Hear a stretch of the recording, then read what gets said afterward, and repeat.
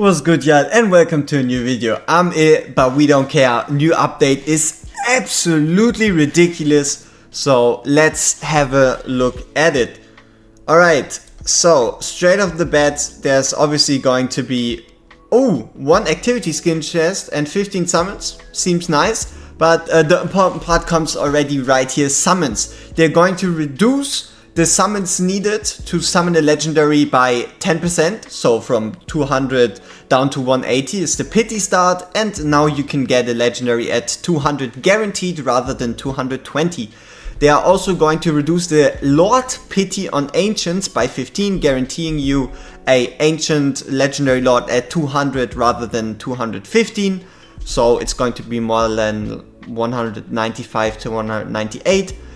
And limited heroes are now at 200 rather than 250, so a reduction by 20%, which is massive. And also lastly, your divines now change from after 12 summons 2% chance to after 12 summons 5% chance, and that guarantees you a legendary within 20 summons, which is very, very needed and very, very important. So for those wondering what you're looking at on the screen, we basically have the patch notes behind me, and then for everything I want to show you test server wise, we have it right over here.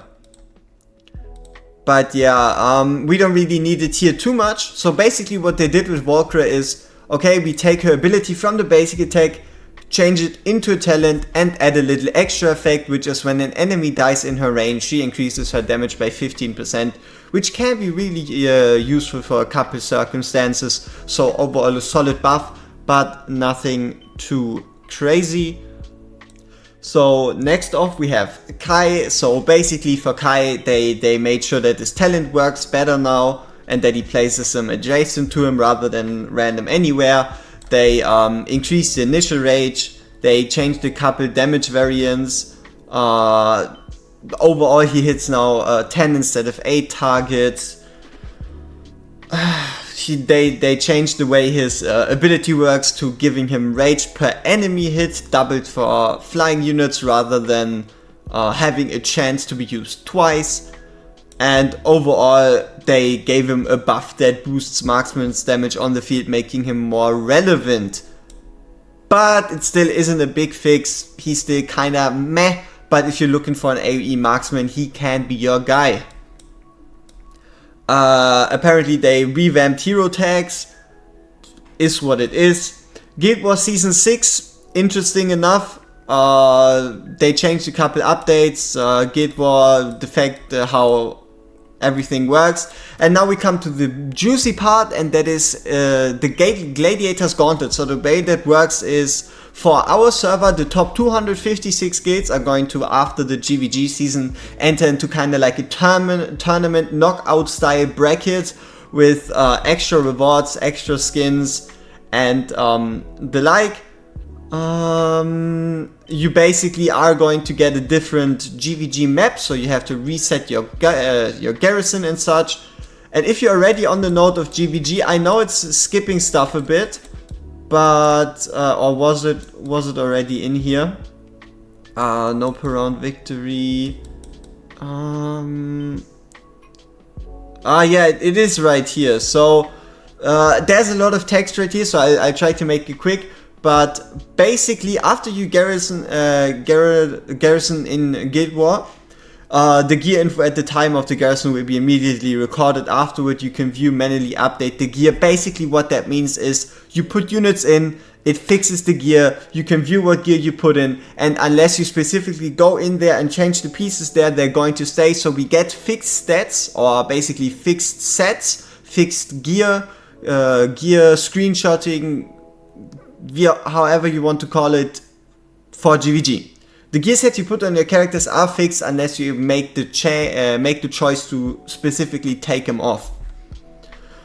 Alright, and then they changed it when you like get crushingly defeated in Guild Wars, you lose less points. Fewer battles and lower garrison fortification HP. Yeah, so they also changed the rules a bit for the gauntlet, but it's nothing too crazy. What is crazy on the other hand though is that they're increasing the drop chances of the Smoldering Scale and the Sanguine Fabric in Gear Raid 1, 2 and 3 and Gear Dungeon 1 and 2 for a very specific reason right here. Tier 3 gear set, so we got the Astral Guardian, the Cataclysm and the Wings of Grace. Out of those, Astral Guardian is tank, Cataclysm is DPS and Wings of Grace is healer. And the reason why they do it is because we're now getting exclusive gear. Yes sir, when obtaining Mythic Tier 3 gear, players have a chance to obtain exclusive Mythic gear for specific heroes or factions. When the corresponding hero equips the exclusive gear, a powerful additional effect will be activated. Now let me give you a little taste of what they're talking about when they say hero gear. So right here, for example, we have a gear for Abomination that increases his boundless charge effect. And overall, if we scroll a bit through here, we'll have a couple examples. So the way this gear works is there's fixed pieces per character and there's fixed pieces per faction. So for example, Helga has a fixed amulet, Vierna has a fixed ring, Satchum has a fixed weapon, and the way this works is these pieces always have 2 stats guaranteed. So for example, this Vierna bangle always comes with crit rate and crit damage, meaning that it is already a perfect Vierna bangle as long as you manage to, for example, then get like attack flat on it or even rage regen, because she obviously doesn't get any benefit from attack speed. But yeah, the way it works, the first two stats are fixed, the other 2 are random, and the effect at the bottom is always fixed, is always the same, and depends on your character. You have a lot of characters that are getting fixed. It is kind of pointless to go over all of them right here. You get a dedicated video to that. But yeah, just keep in mind, a lot of characters are going to get a huge buff. Vierna is one of those that are going to get a massive increase in damage potential. And yeah, even heroes like Valkyra are getting additional effects. So that is exclusive gear for you. And the way you get it is if you go to the Foundry. And right here you can craft it from Sanguine and Smoldering Scales. You can get it dropped naturally from gear dungeons. And also you can identify it. And the way you identify it is by identifying tier 3 gear. So this gear doesn't count. These blue ones right here don't count. You also see him a bit badly with the patrons on the way, but these blue gears don't count, only the ones with tier 3. So if you have tier 3 unidentified gear, save it on the off chance that it turns into exclusive gear. Okay, next off, they added in a reward for you selling ancient mythic or variant mythic gear, and you randomly receive one of the following rewards. So one of the enchantment spirits that you need to ascend a piece from tier 1 to tier 2, Eternal Bullions, which you also need to ascend from tier 1 to tier 2, and recasting hammers. Overall, nothing too crazy. I wouldn't really recommend selling ancients anyway at the end of the day, but there is always a couple pieces that would make sense, especially some perpetrators from the ancient sets. But you know best if you want to sell a piece, and even if you sell a piece now, you're going to get your recompensation when the update comes out. Like for example, they say ancient gear compensation chest times 2 variant gear compensation chest. But at the end of the day, these rewards don't seem to be too crazy. It's hard to say how big the reward is, so rather keep your gear and then figure out the rest later.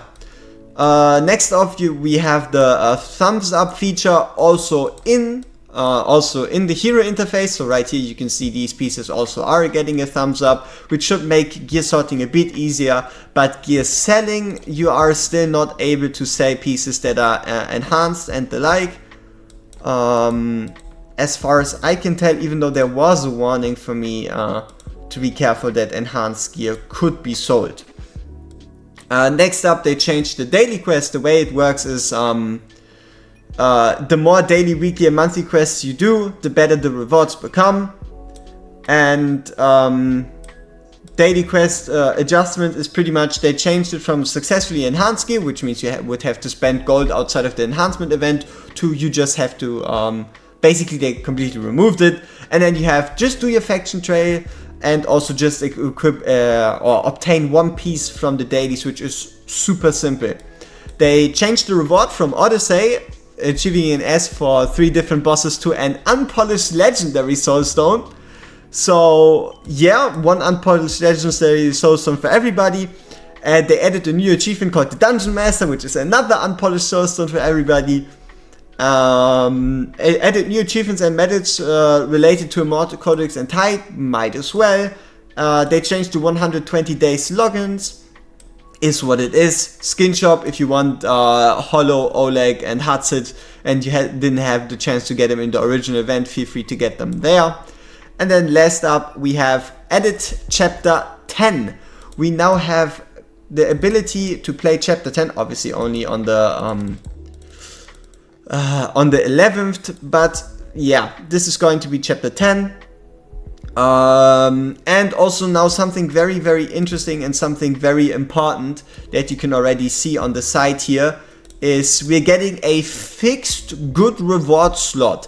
And this is the last slot in the Dwarven Association all the way down here after clearing stages 18 of 1, 2 and 3. And it can either have a rare summoning crystal, a mythic extract, stamina, huge potion, legendary summoning crystal, shard, ancient summoning crystal ×2 shard, and refining shards and recasting hammer. So you see here's a 2 times ancient shard. If we refresh, we have stamina. If we refresh again, we have a legendary shard. If we refresh again, ancient shard. So overall the dailies have become so much more valuable and a must do when you log in, which they should already be at this point. Next up, after you clear stage 18 of 1, 2 and 3, you only get mythic gear at this time, and the only real pieces you should pick up are going to be Mana Spring and Guardian. The reason are Mana Spring and Guardian become lower and lower per drop rate the higher you go in gear rates, because they get introduced earlier, but they still have a value endgame. They changed the daily rewards a bit, and this is hidden right here, but is super, super crucial. What they now did is actually here in Foundry, I know there's a lot of Foundry stuff here, but what they did is if you go to not Forge, it's under Artifacts, Forge, and then Titan Forge and whatever, you can see they doubled the drop chance from 2 to 4%, which is incredible. Incredible, and means you should definitely save these resources or at least pre-farm until the update. Change the light effect from 5-star psychic powers. So I know we all have been very confused when we get a golden chest in Guild Boss 1, expecting it to be something good, only for it to turn out that it is a mythic extract or a psychic power. Now a psychic power no longer makes the chest glow, so the disappointment factor has been pushed down a bit. And apparently, I haven't seen it quite yet, we might as well take a look at it together. If you equip a hero that doesn't have full gear equipped, you can kind of see it right there. There's like this, let me see if you can actually see it before I make it sound like you can see it, and you can't. You can't, so right here you have this symbol, which is kind of like this chest with a cross through, and that symbolizes that your character is ungeared, or at least isn't wearing 5 pieces of gear, which is obviously very, very nice. And yeah, that is already pretty much it for the patch notes. They changed the way that you now have separate teams between 19 and 21 and 20 and 22, which makes it easier to play these pieces. And then we have these this content update preview. Simply speaking, it's the same thing, but a brief overview of how chapter 10 works. Right here, the new bosses, the first clear reward obviously being again a legendary summon.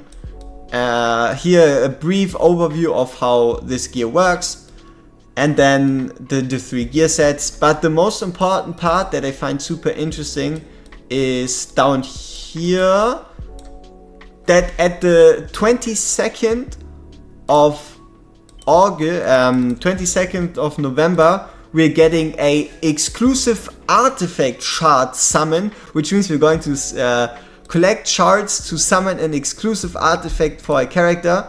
So let's have a look if we can actually check out the effects of this artifact already by right here.